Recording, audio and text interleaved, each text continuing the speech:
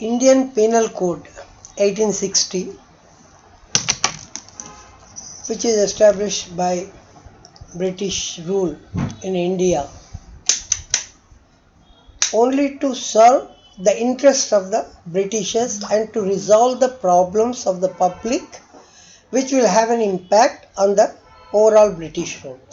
That was the main concern or a concept that it has been implemented. Of course, any law, once it is done, it will be useful for the public also. That way IPC also was useful. When this particular law is established, one of the very first laws in 1860, that is a law, a formalized law or formalized code or codified law, whatever the way we understand. Mainly to serve the interests of the Britishers, their governments, their policies, overall their interest. As a byproduct or as a side impact, it also has helped to some extent the overall law and order situation in some of the provinces controlled by the British. Other princely states, still it was left to their own rules and regulations as well as the law and order policies. Maybe like including Jammu and Kashmir and other princely states. So now after more than a century, almost 150 years plus, after independence, it has been realized that this law should be amended. So as per the requirements, the independent India keeps on amending based on the various constitutional provisions. Recently, the government as well as the all interested who are the stakeholders with this constitution and the law realize that a revamp of entire IPC is a requirement. Hence, they started working for last 3 to 4 years on this, and ultimately Bharatiya Nyaya Sanhita Act 45 of 2023 has been incorporated and it is implemented from 1st July 2024. So because the law is both static as well as a dynamic. So some of the important things that need not be changed, retained as it is with a slight modifications for the wording and all that. And some of the things have been incorporated as per the present day requirement, present day type of the or grievances or offences, the depth of the offence, those things, and some have been modified to some extent. Now, Bharatiya Nyaya Samhita, let us briefly discuss what exactly it is.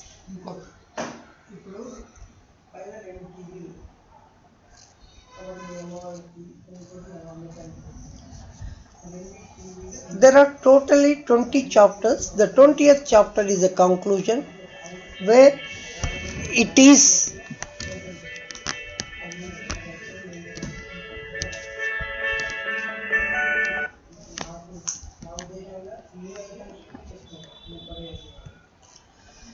so the 20th chapter it is about the repealing and the conclusion. There are other 19 chapters which covered almost all the required sections of the IPC. In fact, IPC has 511 sections which are now made into 357 sections other than the 358 section that is the repealing. So each section or each chapter we have clear classifications. Like chapter 1 we are dealing with the preliminaries, chapter 2 what type of a punishments, chapter 3 what are the exceptions, and chapter 4 abetment, criminal conspiracy and attempt, chapter 5 offences against the women and children. Chapter 6, offences affecting the human body. Chapter 7, offences against the state. And chapter 8, offences related to the army, navy and air force. Chapter 9, offences relating to the elections. Chapter 10, offences relating to the coin, currency notes and any government stamps. Chapter 11, offences against the public tranquility. Chapter 12, offences by relating it to the public servants. It is offences by or relating to the public servants. And chapter 13, contempts of the lawful authorities of the public servants. Chapter 14 talks about the false evidences, offences against the public justice. Chapter 15, offences affecting the public health, safety and convenience, decency and morals. Chapter 16, offences related to the religion. Chapter 17, offences against the property. Chapter 18, offences related to the document and property mark. And finally, chapter 19, criminal intimidation, insult or annoyance. So these are the chapters rephrased, reframed and re-chapterized, reclassified into various chapters from the IPC. These chapters clearly identify the types of the offences and what are the punishments also. So briefly we talk about these 19 chapters. This is not a detailed explanation of your Bharatiya Nyaya Sanhita, but it is just a brief introduction to this. My future videos will be taking each chapter very clearly with the illustrations and examples. There will be overall 19 short videos. Each chapter we are talking about in each video. So this is only a kind of an introduction for the BNS, that is a Bharatiya Nyaya Sanhita. In the chapter 1, we will be discussing about the definitions. What is the act, what is the gender, what is the dishonesty, what is the voluntarily. All those definitions which are used as the key terms in the legal language, we are discussing in the chapter 1 in the preliminary. Chapter 2, types of the punishments. Usually what type of a punishment? There are 4 types of the punishment, and of course community service is not in real terms a punishment, but that is also classified. But other than that, the severity of the punishments, the highest will be the capital punishment, that is a death. The next highest is the imprisonment for the life. Here again it is very much clearly classified. The imprisonment for the life means the life term of the person. It is not as generally people think as 20 years or 12 years or 16 years. No, it is a life term till the person dies. Then it is the imprisonment. The imprisonment varies depending on the types of the punishment, from a shorter time of 1 month, 3 months, 6 months, 3 years, 7 years, and up to whatever the period. It is again depending on the crime.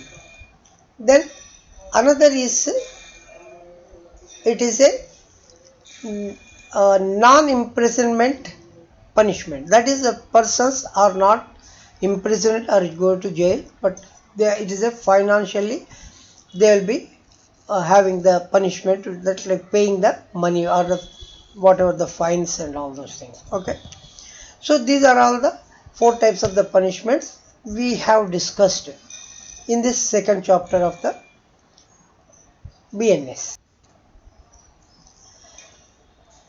In the second chapter, we also discussed about the process of commutation of the sentence.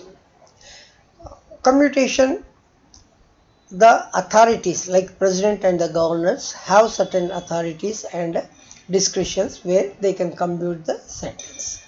So those are all the points discussed under section 4. Section 13, a punishment that is enhanced if the repeated offense is carried out. For example, for one particular crime the punishment is 3 years, And if the same person commits again the same punishment, it is not limited to the 3 years, but it may be something more also. So enhanced punishment. Section 13 were discussed with the enhanced punishments. Coming back to the third chapter, this third chapter talks about the general exceptions. I mean some of the acts which do not attract the punishment for whatever the reasons. So briefly we will be discussing about this. Under this chapter, sections 14 to 33, what are the circumstances where the acts are not considered the offences? Acts done by the children under 7 years are considered not offences because of their mental maturity and other parameters. Similarly, acts carried out, that is, crimes carried out by the persons with a mental illness. This mental illness has to be proved through a particular panel, then only it considered as a mental illness. So such acts carried out by the mental illness people, they are also exempted. Then another important thing is act in a good faith. The act is only to help the people, but in the process somebody gets injured or some damages happen. For example, your neighbor's house is under fire. You wanted to save the people by getting into this one. In the process, some of the person gets injured or some property is damaged. That is not considered offense because they are here. You are doing the act as a good faith. Next, in the chapter 4, this also important thing, that is abatement, criminal conspiracy and attempt. Abatement is encourages somebody to do the crime. Criminal conspiracy is more than 2 people conspire to do a crime, and another thing is attempt to do the crime. The crime has not happened, but somebody has attempted. So in such case, what are the sections and how the punishment is there? So section 45 defines the abatement, and see in this they also clearly define what are the types of the abatement. Then what is a criminal conspiracy? Section 61 talks about the criminal conspiracy and what are the punishments for the criminal conspiracy. Section 62 talks about the attempt to commit the offences.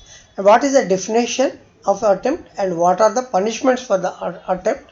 They are covered under section 62. In chapter 5, offences against the women and children. In fact, one of the main reasons why we have revamped everything is the growing offences against the women and children. A very important amendment has happened in 2013 after the Nirbhaya case. So after that even similar cases do happening. So to take care of those problems, to protect the women and children against the social dangers as well as the offences by the people, they are all described in the chapter 4 under the various sections. Against sexual offences, rape are slightly different from the crimes against the modesty of the woman, dignity of the woman. So they are also described what is a modesty or what is a crime against the modesty and what are the punishments for the crimes against the modesty. Section 79 to 85, offences related to the marriage, including the domestic violence and any other dowry debts, all those activities are covered under this. So punishment for the offences relating to the marriage is covered from section 79 to 85. 86 to 97 sections offences against the children. What is the offence against the children is very much defined, and what are the punishments for such offences, including the POSCO offences and all those. Now the next chapter 6 offenses affecting the human body. This is about a neutral gender. I mean anybody who gets who gets injured or offense against any human body is covered under the chapter. Some of the sections 98 to 108, culpable homicides and murders. What is a culpable homicide and what is the punishment for such a culpable homicide? Section 109 defines what is the organized crime and what is the punishment for the organized. This is a new section introduced, that is the section 111 Terrorist Act, which was not there in the IPC. So what is the definition of a terrorist act and what is the punishment for the terrorist act? Section 111 talks. Section 112 to 123, hurt and grievous hurt. What is the definition of a hurt and what is the punishment for the hurt? Similarly, what is a grievous hurt? What is the punishment for the?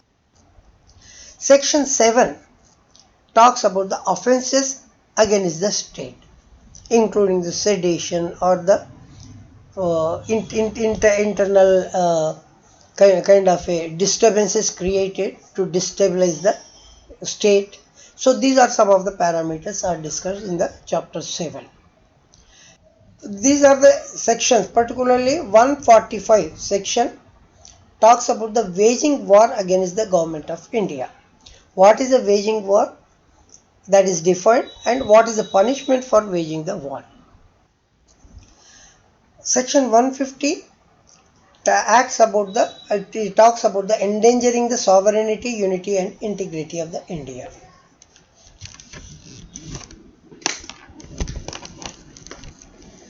Section 150 acts endangering the sovereignty, unity and integrity of the India. So each act is defined. What is the endangering the sovereignty, what is the sovereignty, what is the unity, integrity and how somebody can endanger. All those are defined. Section 151, waging the war against the friendly foreign states. 150 talks about waging the war against India. 151 talks about waging the war against the friendly foreign states. Like there are so many states, one depending on another economically, culturally or any kind of a thing. So we consider as a friendly countries. So if somebody wages a war, because it is the international reputation of the country and international relations will have impact if somebody goes against the friendly country. So these are they clearly define what is the waging war against the friendly foreign states and what are the punishments for such a.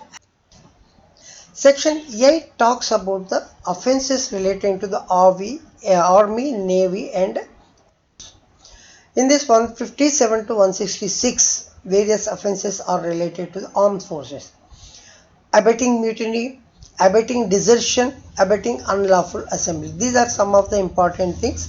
These sections will talk about it and they define and also they will prescribe the punishments. Section 157 to 166, various offences related to the armed force, abetting the mutiny, abetting the desertion, abetting the unlawful assembly and what are the punishments. Chapter 9 talks about the offences related to the elections like booth capturing or giving the money to the voters to get the votes in their favor. All those things are also considered offences. Here 167 to 175 are the sections they are covered. The bribery is one of the most important things that happens in the elections and in addition to the undue influence also. So what are the definitions and how they are related to the election offences and what are the punishment? They are all described in details. Section 10 talks about the offences relating to the coin, currency notes, government staffs, including the counterfeiting and all those offences related to the financial denominations like it's coins or a currency notes or a stamps. 176 to 186, counterfeiting and related offences. they are all described. What is the counterfeiting of coin and what is the counterfeiting of a currency note and what are the punishments for such offense. Section 11, chapter 11 talks about the offenses against the public tranquility, public peace. So, disturbing the areas with their actions so that the peace of the public is disturbed totally. So, this chapter deals with various sections from 187 to 195, which includes the unlawful assembly, rioting, promoting enmity between the groups. All those parameters, all those offenses are described and defined, and what are the punishments for such offenses also described in these sections. Chapter 12 talks about the offenses relating to the public servants, either by the public servants or relating to the public servant. This includes the bribery by the public servant or negligence of the public servant. These are some of the important things. Sections 196 to 203, they talks about this. They define, at the same time they also prescribe punishments. Chapter 13 talks about the contempts of the lawful authority of the public servants. Contempt means going against, talking something against. So in the chapter 13, sections 204 to 224, all those offenses of disobeying or obstructing the public servants, these are all considered. So what is the disobedience to the public servant and why a false information to the public servant is given and what are the offenses and what are the punishments.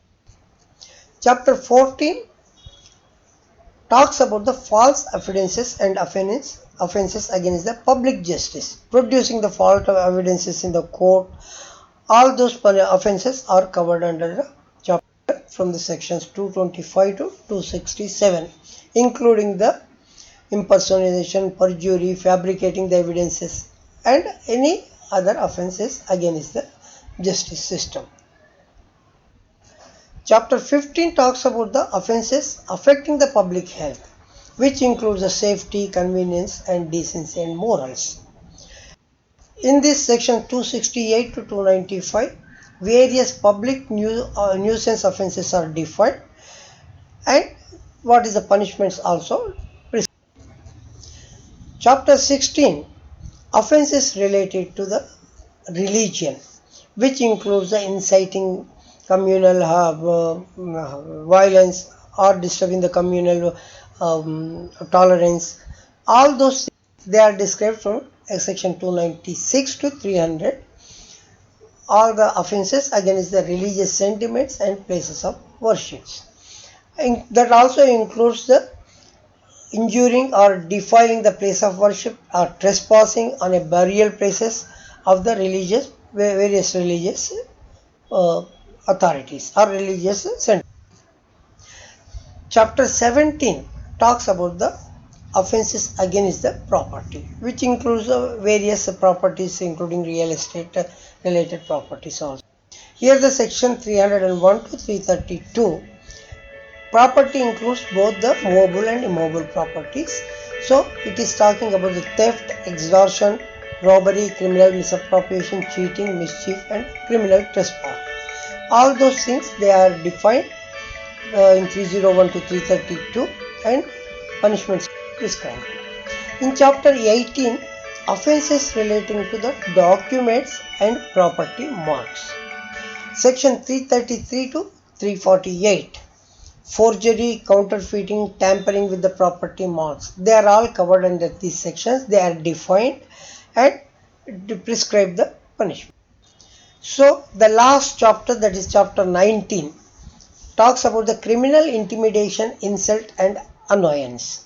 Here the defamation also comes into the picture. Sections 349 to 355, various offenses including the criminal intimidation and defamation are covered.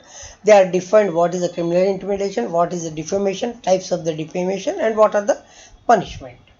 So friends, these are all the 19 chapters from IPC transformed to the Bharatiya Nyaya Sanhita 2023, with the 20th chapter is conclusion. which talks about the act of the when act can be repealed and what is the supersession, all those things. So important thing is the 19 chapters we have to understand very clearly as a legal professional as well as a legal advisor or anybody who is working in the legal field. They should understand these 19 chapters with each section and each terminology and what are the punishments. Okay, so now my next video I am going to cover each chapter in detail with some illustrations. Till then, thank you very much.